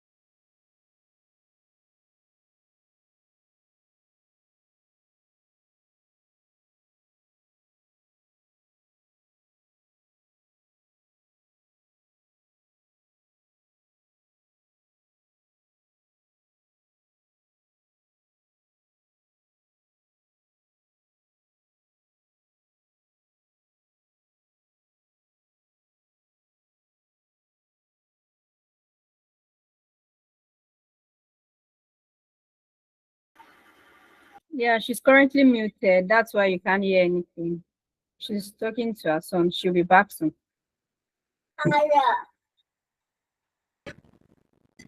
I'm so sorry about that. It's my son that is calling me, and he will not stop calling until I pick. I'm sorry. I apologize. All right. So for mutual funds, please, if you still want to ask questions of mutual funds, I would like to, let the admin add me to your WhatsApp group or something. I can just do a voice note or something of mutual funds and how you can do it and connect it to the person. So the second question is, what's the second question? Admin, please tell me what the It's second question. about balance sheet. My balance sheet is not balanced. Your balance sheet is not balanced. How is it not balanced? What do you think is wrong? Is it The that expense the expenses is way higher than the income, and the thing is that I started since 1 year, I think last year, but I just started. So I went to put down all the expenses I've made from that time when I just started the idea, started testing it and everything. Then the resources were coming from my pocket money and my savings and everything. So then I did not really keep note of the money I was putting into the business, but I was keeping note of the money I was spending. So I think that's where. that's the thing? So what you need to do now is going for you've made the mistake in the past. Start on a clean plate. Still keep the records you have, but expenses alone will not show your financial strength. And you remember that balance sheet is GMC. Remember that your balance sheet is a snapshot of your financial position, your assets, your balance, liability, and your worth. So you want to list all your assets as of today. And then if you have loan or anything, you need to know what you owe so that it will help you in balancing your balance sheet. Again, if they are permitted and you can add me to your group just for 1 day, maybe tomorrow, not today, because I have a lot to do today. I can just touch on all these simple things and send you some of the things you can do up so that we don't take more time. I should be here in the next, I should be out of here in the next week before this is what time is it? 4:40 something. So I want us to be out in the next few minutes. So if your question is something I can answer in the group, let's just move it to the group. All right. No Next. problem, ma. I'll All add right. you to group after this call. Okay. Thank Thank you. you so much, ma. So please, if your question is something that can be moved to the group, kindly just take your hands down. However, if you insist that you want to ask now, I'm going to call the next person. I have Austin, Mr. Austin Ejikomife. I don't know sorry if I murdered the name, but yeah, go ahead and ask the question. Hi, you have sincerely tried pronouncing the name. It's okay. You're welcome. Good evening, everyone. Please, my question is this. In what you mentioned about earning, saving, investment, and repeating, Yeah. the one I have problem is saving. I do piggery farm, and when I make sales, I map out some money that I will save in a savings account I open. But I discover before I could have another set of bag to sell, I'm running sort of cash. I'm running back to that savings. I'm pulling out fund there because of the cost of feed and everything that is skyrocketing every day. So I really don't know. I'm having problem to maintain that purpose or that account I'm opening for savings for future investment. But I keep running back to take money from there. Okay. So you know what the problem is? You are saving where you can actually take the money. If you're saving in an investment account that you can't hold the money, you will not be able to pull it, or except you use it for what you want to use it for. I understand that seasonal business, you may need to, um, we are not selling at every season. That's the No, issue. Why I said you need to look for something else. I have a friend that has a farm. When it started, it was in my, I knew when he bettered the idea and started going up. But now he has tried a lot of things. Now he said Turkey and all. Now, the last time we spoke, he said he wants to be a distributor in those feet, poultry feet, so that he will be making more money from, he will be saving more money from buying feet. So what can you do when when you sell and you are rearing the pigs? The season you are rearing the pigs, you are not making money until you want to sell. Between that Yeah. window of rearing and selling, what else can you do that is still, that you can still use the land or some? What else can you do that can bring you income? That's the major thing. That's why I emphasize earning. How, where else can you get money apart from that business? Because you spend money every day, you need to make money every day. That's my principle. That's what I tell people. If you spend money every day, you have to eat. You have to make money every day. Your money should not be going out every day. It should be coming in. If you say you're not going to spend, you are not going to save, you have some, you make money and you settle all your bills, you buy clothes, you pay school fees, you pay rent, you are giving everybody your money except you. It is the money you save for you that is yours. If you see it that way, you get angry. Are you serious? How can I be working on my life and I'm not saving anything for myself? I need to save for me, and you will be disciplined, even if it is seasonal. Save in an investment account that you can't touch, and save a particular amount. You can have two savings: the one saving to put back in the business, and the one saving for your future. So, for example, if you are saving 500 naira today, you can split it into two: 250 to my future, 250 to back to the business. So that when the season that comes and I want to go and save, that's where I will take. And the one that is that putting back into the business is you save it in a separate account. The one that you want to invest, you save it directly into the investment account. The mutual fund that I told you about, you can start with as low as 10,000 and you keep saving. You have your app and you save and it's gone. You've saved it. Although when you need it, you can call it, but when you are disciplined, you won't. So the best way to do is split your savings into two. One goes into your future, one is going back into the business. I think that will work. But above all, make sure that you're making money every day. Think of other things that can give you money. I know it's Okay. not easy. Trust me, everything we are saying is not easy. You need to be disciplined in time. All Okay. right. Thank you, man. Thank you so much, Mr. Thank you so much, sir. So I'm going to do something quickly. Is it possible we can have the three questions at the same time? There's a possibility two questions at the same time? There's a possibility that the questions will be similar and you most likely have answered them. So we could just take it once. Yes. Um, all right. So, Mrs. Esther and Pat Lemon, can you go ahead? So, Esther, you start first, and then Pat will go next. So, just take your two questions, and then Mrs. Temi will answer them, and then we'll go to the next two. Thank you. Okay, good afternoon, everyone. Thank you very much. My question quickly is I make school cardigans and it's seasonal. It doesn't come every day. The order don't come every day. And when we start making, we can produce for some months before we supply. And after that, it takes some months again when school is in season, they will place order. In that case, I am not making money every day or on monthly basis. So how can I generate my monthly revenue when I am asked of how much have you made the previous month? How do I generate my monthly revenue? That's the question. Thank you. All right. Next question. Pat Lemon, go ahead and ask a question.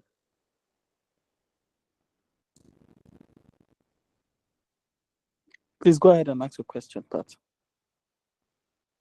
If Pat is not available, DMI TV Live, please go ahead and ask a question. All right, thank you so much, Ma, for the lecture. My question is this: you mention about filing annual returns and compliance with regulatory bodies? So, can I file my annual returns without the help of an auditor, because the auditor's fees, they are way exorbitant for what my firm can afford? That's my question. Okay. All right. Should I answer? Yeah, please go ahead and answer now, Ma. Okay. So the seasonal monthly revenue. I don't know who will ask. He said, when asked, how do you generate your seasonal? If it is, I don't know who will ask and why you need your seasonal monthly, you need your monthly revenue and having a seasonal business. But what you can do is you need to know what comes in. You need to know your costs and your, sorry, there's, sorry, you can't see my face, you can hear my voice. So you need to know your, what's it called? You need to know your income and your profits. That's the most important thing. If your business is seasonal, what are the costs of producing those sweater? Of course, seasonal means when school is, your seasonal because you produce and sell to school will mean that it is like maybe every 3 months or 4 months. So, what can you get more clients? Can you not limit it to schools? Can you produce for maybe Nigeria Army? They also do sweater. I have this when I was in the bank. There's one person I know that is into monogram. He makes sweaters for Army, Nigeria Army, blah blah. Can you expand your business so that if one season is for school, one season is for another client, and one season is for another client, it will help you to be able to have monthly. And if you can't get monthly, if it's still seasonal, it's okay. Just keep record of those seasons. How much? What are the costs of doing the business? What are the expenses you spend on this, that? Take note of it. And then what are the income? And then you know your profits.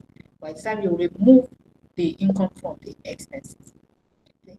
That's it. And so you ask that how can you file annual returns without auditors? You can actually file annual returns without auditors if you know your, you have your, what's it, if you have your records.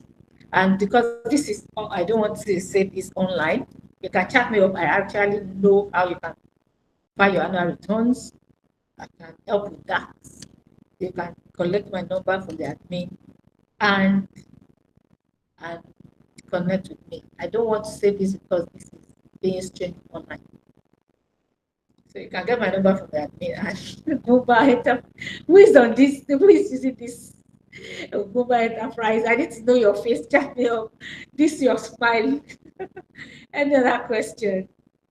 Thank you, everyone. I'm seeing the clap. Yes. Oh, thank you. Thank you so much, Ma. I think I saved the last. Okay. Can you hear me, Ma? Yes, I can hear you. I'm actually the last person to ask. I have a question. So, okay, can I go ahead? Yes, please.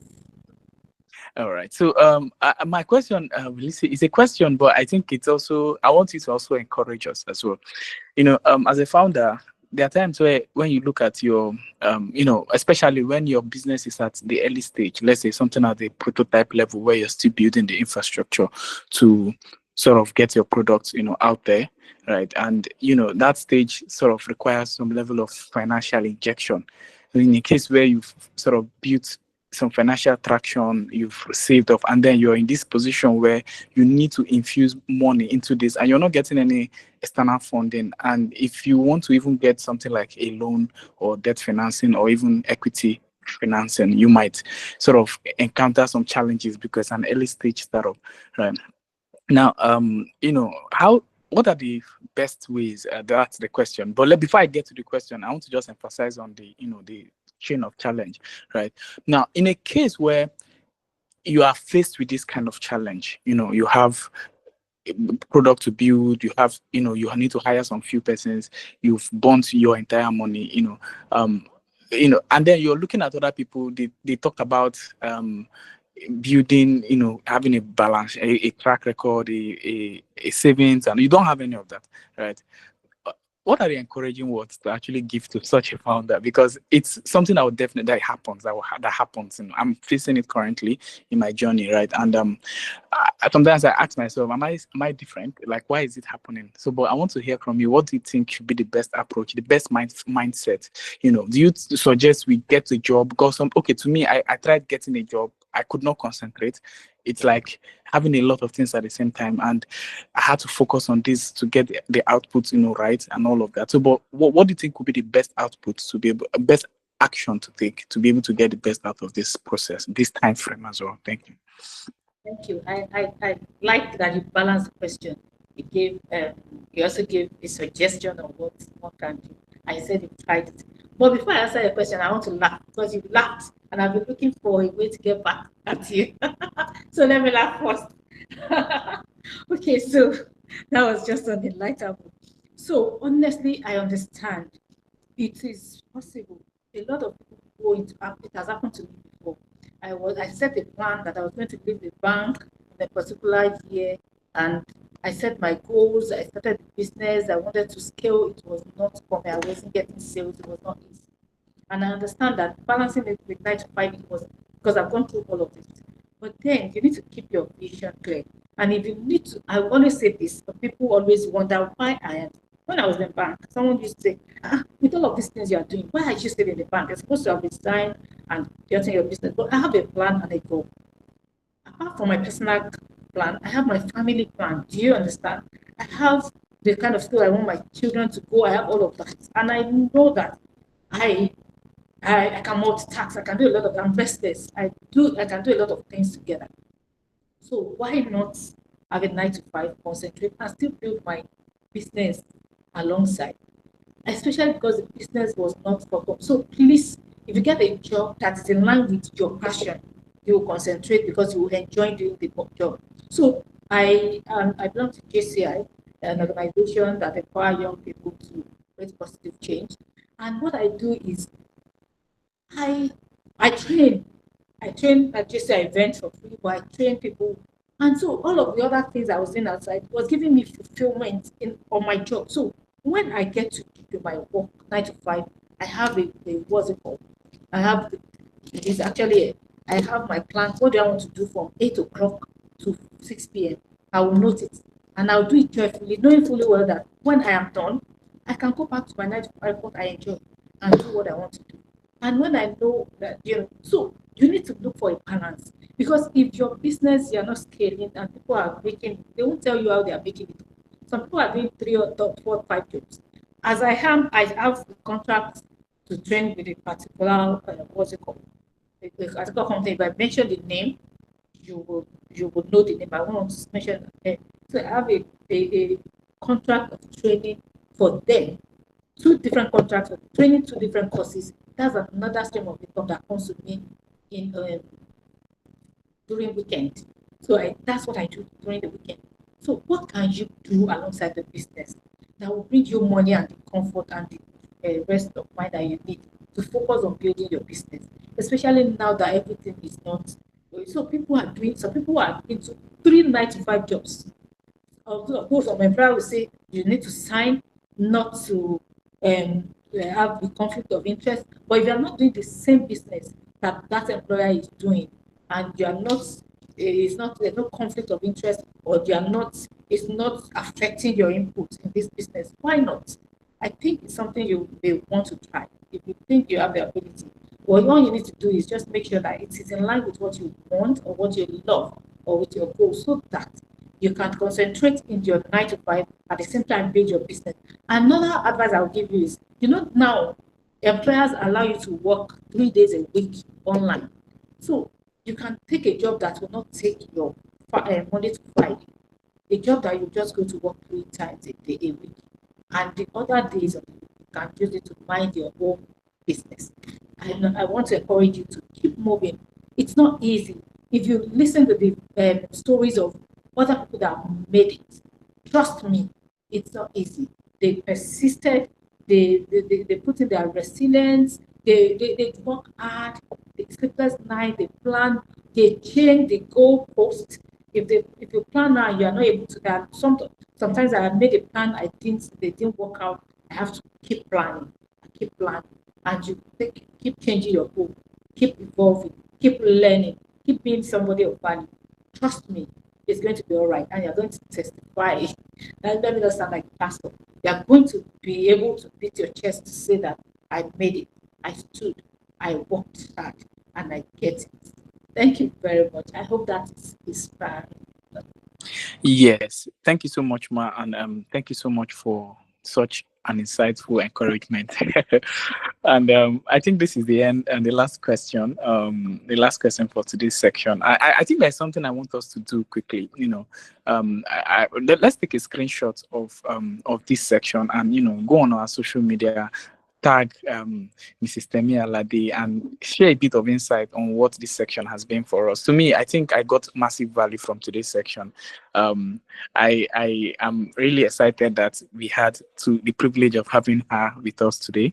So please don't let that gift or just go. Appreciate her. And she's also going to be added to the group. Please don't DM her. Don't DM her. Right. She's going to answer questions on the group. So if you have any question that was not answered, there's no more time again for questions. So just go to the group and drop your question. And when you've dropped it, she will answer it. I'm sure she'll send a voice note to answer the question. And trust me, she's going to do justice to it. Right. So thank you so much, Ms. Temi. I'm also going to be not in your DM. I also ask my own questions as well. And I look forward to connecting with you as well. Okay. So I don't know if okay, please. We would love. I think she'll drop it on the group. Her social media handle should drop it on the group. So please, just in case you need her social media handle to. Please, can you mute your Can we mic? please mute the mic? Someone said he's not in the group that because somebody shared the link with him that he's not in on the WhatsApp group. Wow, I don't think It's there's not anybody here that is possible not for him supposed to not be. to be in the WhatsApp group.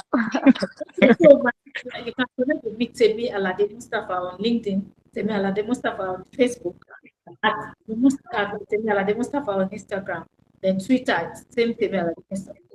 Yeah, so I think we'll send the links to the group. Maybe I don't know. Maybe you could send the link to the group, right? When you so that we can all check it out. And also tag her when we are making our posts. Please, let's go all out to appreciate our speaker. She has really given us quite a huge amount of value today. Let's clap her.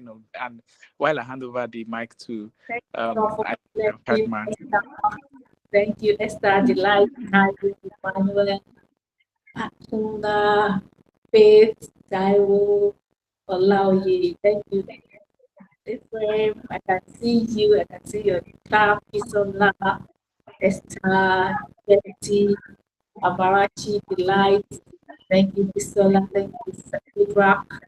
Thank you, Kua. See the clap, the love. Everybody. Thank you. Gospel, comfort, Shadrach.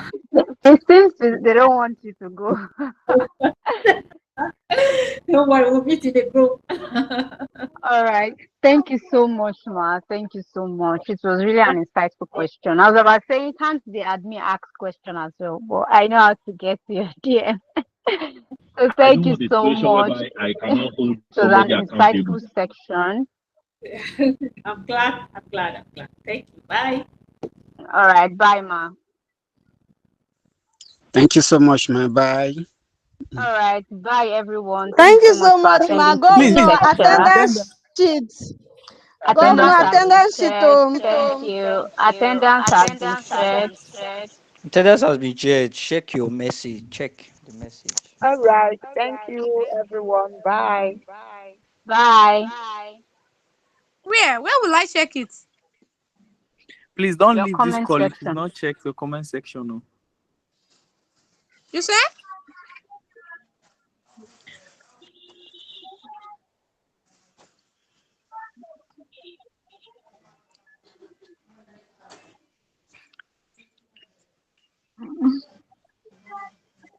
Check the comment section, please, for the attendance. Mr. Treasure, I've not seen it. Just 1 minute. Let me send it back again. Hello, Mr. Chaga, I don't know if the attendance is sent to have. I did not see any attendance. Yes. Oh yeah, hold on to the call. Stay there. Stay here. Let me just send the attendance. If that would just people the road like this, that just I'm only seeing mute, lower, and audio. I've just sent the attendance to the chat. Check the chat here now. The chat on this call. enter chat. One love that they do that go like they follow go one they follow and go matter for mobile like this. You want the that one way just face like Please check the chat. I'm leaving the call, and if I leave the call, I will not be able to attend to it again. And the moment I leave the call, the attendance will close. Treasure, I have not been able to see the attendant link. I can't even see that, but I'm only seeing raise hand. Yes, Send me a can message you on. Audio can you calm down, and please? Ugwumba Pat, challenge logo. Pat, there is a three dot button by your right hand side. Once you click on it, you will see activities, add others, and in-call messages. Once you click on in-call messages, you will be able to see the chat box and you can see the attendance from there. If you are not able to navigate Google Meet, you should ask, not keep complaining that you don't see the attendance. Thanks so much, Karima.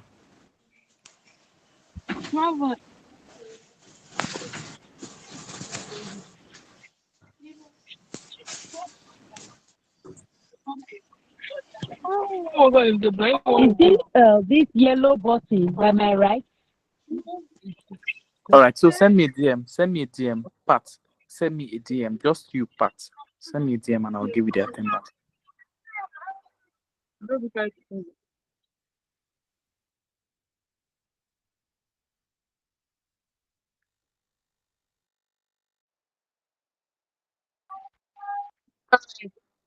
I think that's it. We can leave the call, everyone.